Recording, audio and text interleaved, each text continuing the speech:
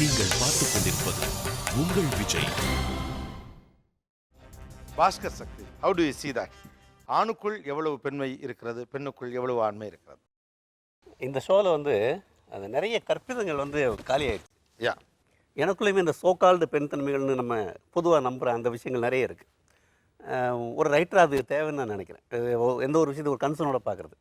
ஒரு இன்சிடென்ட் கண்டிப்பாக சொல்லணும். என்னுடைய ஒன்று வீட்டு தங்கை வீட்டில் நான் இருந்து எக்ஸாமுக்காக படிச்சுட்டு இருந்தேன். ஒரு நாள் எக்ஸாம் கிளம்புன அந்த அவசரத்தில் போய் டாய்லெட் இருந்தால் அந்த டாய்லெட் சிங்கில் ஒரு 7-6 குட்டிகளோடு இருக்குது, சின்ன சின்ன குட்டி பூரா.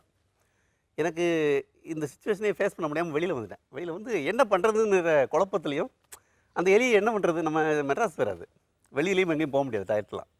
அதனால் நின்றுட்டு என் தங்கச்சி என்னன்னு கேட்டுச்சு. சொன்னேன். திறந்து பார்த்துட்டு இவ்வளோதானான்ட்டு ஒரு வாளியில் தண்ணியை பிடிச்சி சல்லுன்னு ஊற்றிருச்சு. சிங்கில் எலி குஞ்சு பூரா உள்ளே போயிடுச்சு சிங்கில். எனக்கு ஷாக்கு.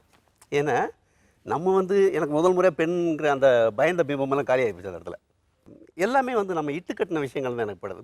புராண இதிகாசத்துலேருந்து இப்போ கூடையில் ஹஸ்பண்டுக்கு ஏதாவது வேணால் கூடையில் வச்சு தூக்கிட்டு போகிற கதையெல்லாம் சொல்லி நம்ம அவங்கள வேறு விதமாக. ஆனால் இன்றைக்கி அப்படி இல்லை, பிரேக் பண்ணி வந்துட்டாங்க எல்லாருமே. ரொம்ப ரொம்ப பாசிட்டிவாக தான் இருக்குது இந்த விஷயம். எனக்கு ரொம்ப பயமுறுத்துகிற ஒரு விஷயம் இந்த வன்மங்கிறது தான். அது நான் எதிர்பார்க்கல. அது அந்த வன்மத்தை கேட்கிற போது தான் பெண்களை டேக் இட் ஃபார் கிராண்டடாக எடுத்துக்க முடியாதுங்கிற ஒரு மனநிலைங்கிற வார்த்தையை என்னை ஒரு ஆணி அடிக்கிற மாதிரி இருக்குது தலையில். அந்த ரிவிட்டுங்கிற வார்த்தை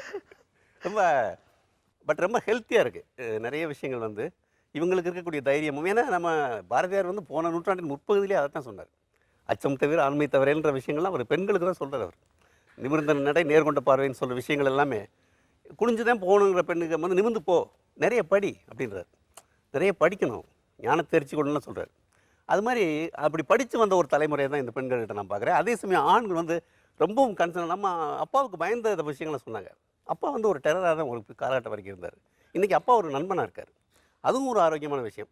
அப்பா நண்பனாக மாறுறதே அவருக்குள்ளே புகுந்த பெண் தன்மையினுடைய ஒரு வடிவமாக தான் நான் பார்க்குறேன். ஓகே அலிஷா, ஒரு ரேஸா எத்தனை கிலோமீட்டர் ஸ்பீடில் ஓட்டுவீங்க?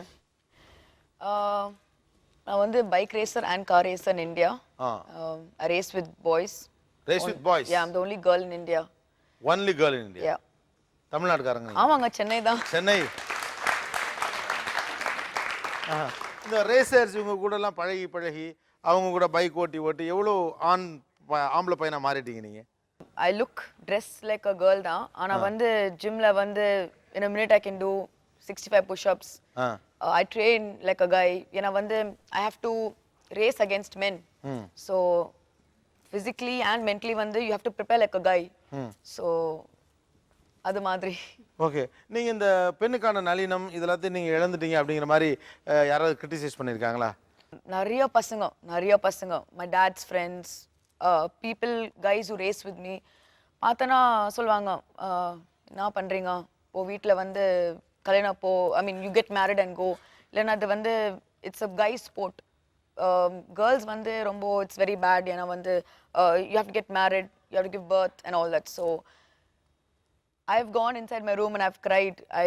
I've gone through so much. I've been through so much, and with my parents. And appoda I've taken up a challenge. Girls can do.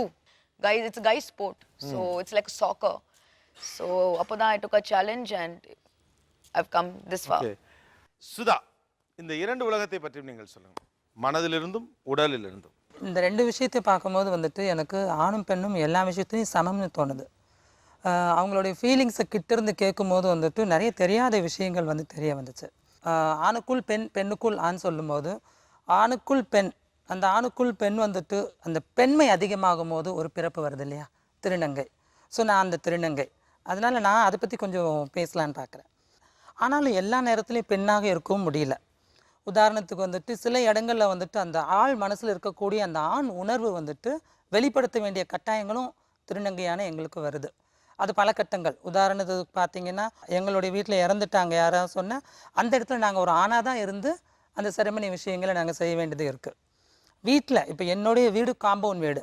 என்னுடைய வீட்டில் எங்கள் அண்ணன் தம்பி எங்கள் அப்பா அம்மாவுக்கு நான் ஒரு பையன்தான். இன்னும் அவங்க நான் திருநங்கையாக மாறினாலும் என்னுடைய 3வது பையன், அந்த ஒரு மென்டாலிட்டி தான் அவங்கக்கிட்ட இருக்கும். நானும் எங்கள் அண்ணனை எங்கள் தம்பியை நானும் அவங்களுக்கு கூட பிறந்த ஒரு பிரதராக தான் என்னுடைய மனசு அவங்க கூட பழகும் போது தோணும். வீட்டை விட்டு வெளியே வரும்போது நான் ஒரு ஃபீமேல். அப்படி எனக்கு தோணும். ஸோ அந்த 2 ரோலை போட்டு நாங்கள் வந்து கொஞ்சம் கன்ஃபியூஸ் பண்ணிக்கிறது வந்துட்டு எல்லா திருநங்கைகளுக்கும் உண்டான ஒரு விஷயம். நிறைய நேரங்களில் வந்துட்டு சில சம்பவங்கள் நடந்துடும். உதாரணத்துக்கு வந்து ஒரு பஸ்ஸில் ட்ராவல் பண்ணிகிட்டு இருக்கேன், ஸ்லீப்பர் பஸ், ஒரு ஊருக்கு போகும்போது என் பக்கத்தில் ஒரு கேர்ள், அவளுக்கு வந்து என்ன திருநங்கைன்னு தெரியாது. அவள் வந்து ஆண்டி நீங்கள் எங்கே போகிறீங்க? நான் திருப்பூர் போகிறேம்மா. உங்களுக்கு கல்யாணம் ஆயிடுச்சா? அவளுக்கு வந்து பொழுது போல் கல்யாணம் ஆயிடுச்சா? சரி நம்ம வந்து திருநங்கைன்னு சொன்னால் ஒன்று அவள் வந்து இறங்கி வேறு சீட்டு போனாலும் போயிடுவா, இல்லைன்னா அதை பற்றி சென்டிமெண்ட்டாக என்கிட்ட ஒரு 1/2 மணி நேரம் பேசுவாள். எத்தனை காலம் நான் சென்டிமெண்ட்டாக இதை பற்றி பேசுறது எனக்கு ஐ டோன்ட் லைக். நான் என்ன பண்ணேன், சரி அந்த பொண்ணுக்கிட்ட ஆயிடுச்சுமா, எத்தனை குழந்தை? 2 குழந்தை. என்ன பண்ணுறாங்க? எனக்கு ரொம்ப டென்ஷன், செத்துட்டாங்க. ஏன்னா எனக்கு அவகிட்ட இருந்து நான் வந்துட்டு ரிலீவ் ஆகணும். அந்த மாதிரி சில விஷயங்கள் வந்துட்டு மனசை வந்து பாதிக்கவும் செய்யும். நான் என்ன பண்ணிவிட்டு அவங்க வந்து பெட்ஷீட் கொடுப்பாங்களே, மூடிட்டு சிரிப்பு வந்துடுச்சு எனக்கு. ஆண்டி அழாதீங்க, அந்த பொண்ணு சொல்கிறேன். ஸோ இந்த மாதிரியான சம்பவங்கள் வந்துட்டு அப்போ எனக்கு தோணும், நம்ம வந்துட்டு டபுள் ரோல் பண்ணிக்கிட்டே இருக்கோம்ல, நம்ம ஏமாத்துறோமா, அந்த சொசைட்டி ஏமாத்துறோமான்னு தோணும். எனக்கு ஒரு வழி தெரியல. இப்போ வெளிநாடுகள்லாம் பார்க்குறப்போ இந்த மாதிரியான திருநங்கைகள் மேற்கத்திய நாடுகளில் வந்து ஆண் உடை தான் பெரும்பாலும் அணிகிறாங்க. அந்த ஃபெஸ்டிவல் அந்த மாதிரி டைமில் அவங்க பெண் உடை அணிகிறாங்க, பார்த்துருக்கேன். பட் ஆனால் இந்தியாவில் மட்டும் திருநங்கைகள் எப்பொழுதுமே பெண் உடை தான் அணிகிறாங்க, விரும்பி அணிகிறாங்க. அந்த கற்பிதம் அல்லது அந்த ஏற்பு நிலை எப்படி வந்தது? ஏன் ஆண் உடை அணிய விரும்புறது இல்லை? ஆண் உடையில் இருக்கிறவங்களும் இருக்காங்க, அவங்க வந்து அந்த அளவுக்கு தெரியறது. ஒரு 10 ஆணோட அவங்கள ஒரு ஆணாக இருந்துருவாங்க. இப்போ என்ன ஒரு 10 இயர்ஸ் பேக்கில் பார்த்தீங்கன்னா நான் பேண்ட் ஷர்ட் தான் போட்டிருப்பேன். என்னோடய ஃபீலிங்ஸ் என்னை உத்து பார்க்கும்போது தான் என்னோடய பிஹேவியர் தெரியும், இந்த பையன்கிட்ட ஒரு வித்தியாசம் இருக்குதுன்னு சொல்லிட்டு. ஆனால் அப்படி இருக்கிறவங்க வந்துட்டு வெளியே தெரியாததுக்குனால நாங்கள் தான் திருநங்கைன்னு சொல்லி தெரிகிறோம். இப்படி இருக்கும்போது தான் நான் வந்து ஒரு பெண்ணாக உணர்றேன். என்னால் போய் லேடிஸ் பஸ்ஸில் போய் ட்ராவல் பண்ண முடியுது, நான் ஒரு பக்கத்தில் ஒரு பொண்ணோட உட்கார முடியுது, கொஞ்சம் கம்ஃபர்டபுளாக நான் உணர முடியுது. ஸோ அதனால் எங்களை மாதிரி இருக்க திருநங்கைகள் வந்து முழுசாக மாறிடணும், அடுத்தடுத்த ஸ்டெப்புக்கு போயிடணும், சிலிக்கான் இம்ப்ளான்ட் பண்ணணும். எந்த ஒரு விஷயத்துலையுமே வந்து யாரும் நம்மளை கண்டுபிடிக்கக்கூடாது. பெண்ணாக மாறிட்டா. ஒரு உதாரணத்துக்கு பாருங்கள், நான் ஒரு டாக்டர்கிட்ட போனேன், எனக்கு வந்து ஒரு வயிற்று வலின்னு சொல்லிட்டு நான் சிலிக்கான் இம்ப்ளான்ட் பண்ணியிருக்கேன். ஸோ அந்த டாக்டருக்கு என்ன வந்து தெரியல, அவர் ரொம்ப நேரம் அந்த க்ரீமை போட்டு ஏதோ வயிற்றில் என்ன இருக்குன்னு பார்த்துட்டு ரிப்போர்ட் கொடுத்துருக்காரு.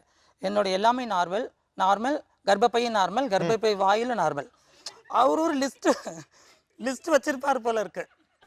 ஒரு பெண்ணுன்னா என்னென்ன கொடுக்கணும்னு சொல்லிட்டு என்னுடைய ப்ராப்ளத்தை தவிர மற்றதெல்லாம் கொடுத்துட்டாரு. ஒரு தடவை ஒரு 10 மணிக்கு நானும் என்ன ஒரு திருநங்கையும் ட்ராவல் பண்ணிட்டு இருந்தோம் ஆட்டோவில். நாங்கள் பேசிகிட்டு இருக்கும்போது வந்துட்டு அவங்க கண்டுபிடிச்சிட்டாங்க, ஆட்டோ டிரைவர் இவங்க வந்து திருநங்கைகள் சொல்லிட்டு. அவர் வந்துட்டு கொஞ்சம் ரூட்லாம் விட்டு பார்த்தார். எங்கே போகிறீங்க, வாங்கலை பேசிகிட்டு இருக்கலாம் இப்படிலாம் சொன்னார். அவர் வந்து என்ன சொன்னாலும் வந்துட்டு அவர் பேசுகிறத நிறுத்தலை.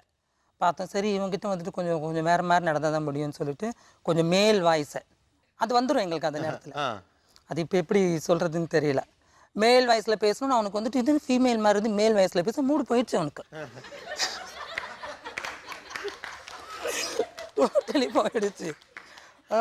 இறங்குற வரைக்கும் ரொம்ப நேரம் போய் திரும்பப்பா, வேறு வழி இல்லை. என்கிட்டயே அந்த டூல் இருக்கு, என்ன காப்பாற்றிக்க ஒரு டூல் என்கிட்டயும் இருக்கு சரி சொல்லிட்டான். அப்படியே அவன் பேசின உடனே இறங்கிட்டு வந்து எங்களுக்கு ரொம்ப சிரிப்பு. அவன்ல இறங்கும் போது சரிப்பா வரம் பண்ணிட்டு போயிட்டான். ஸோ அந்த மாதிரியான சில சம்பவங்கள் எங்களுக்கு நடக்கும்.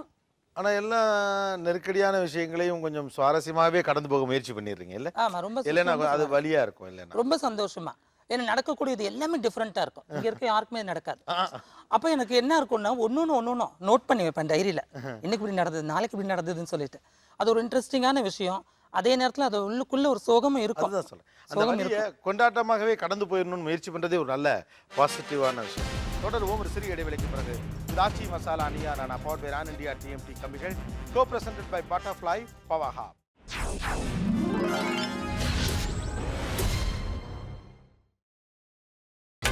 நீங்கள் பார்த்துக் கொண்டிருப்பது உங்கள் Vijay. Welcome back to Aachi masala அணியா நானா power by Ran India TMT கம்பிகள், co presented by butterfly power hub. உங்கள் பார்வையில் ஆண்கள், உங்கள் பார்வையில் பெண்கள். ஆண்களுக்கு கண்டிப்பாக நன்றி சொல்லணும். இதில் வந்து பெண்கள் கோச்சிக்க வேண்டாம். என்னுடைய பார்வை, நான் வந்துட்டு இங்கே மறைச்சி பேச முடியாது. என்னுடைய மற்ற திருநங்கைகள் பார்த்துட்டு இருக்காங்க. எங்களை வாழ வைக்கிறது ஆண்கள் எந்த விதத்துலையும். நாங்கள் வந்துட்டு எங்களுடைய திருநங்கைகள் பிச்சை கேட்கக்கூடிய இடத்துல அவங்களுக்கு 1 ரூபாய் கொடுக்கறது ஆண்கள். எங்கள் திருநங்கைகள் எந்த விதமான வேலைக்கு சென்றால் அங்கே இருக்கக்கூடியது, அங்கே உதவக்கூடியது ஆண்கள். பெண்கள் வந்து இன்னும் எங்களை வந்து முழுசாக புரிஞ்சுக்கலன்னு நான் நினைக்கிறேன். சில பெண்கள் என்ன சொல்கிறாங்கன்னா, இவங்க ஏன் இப்படி வந்து நம்ம மானத்தை வாங்குறாங்க, நம்மளை மாதிரி இவங்க மாறுறேன்னு சொல்லிட்டு நம்மளை அசிங்கப்படுத்துகிற மாதிரி பெண்கள் ஃபீல் பண்ணுறது இன்னும் 100% போகல. அந்த நடுத்தரம் மேல்தடம் இருக்கு இல்லையா, அந்த லோ லெவல் தவிர அந்த மிடில் அண்ட் அப்பர் கிளாஸில் இருக்கக்கூடிய பெண்கள் வந்துட்டு ரொம்ப கிட்ட நெருங்கி வரவே மாட்டாங்க. பார்த்தாங்கன்னா ஒரு டிஸ்டன்ஸ் இருந்துகிட்டே இருக்கும். அந்த டிஸ்டன்ஸ் ஏனே எங்களுக்கு தெரியாது. ஸோ ஆனால் ஆண்கள் அப்படி கிடையாது.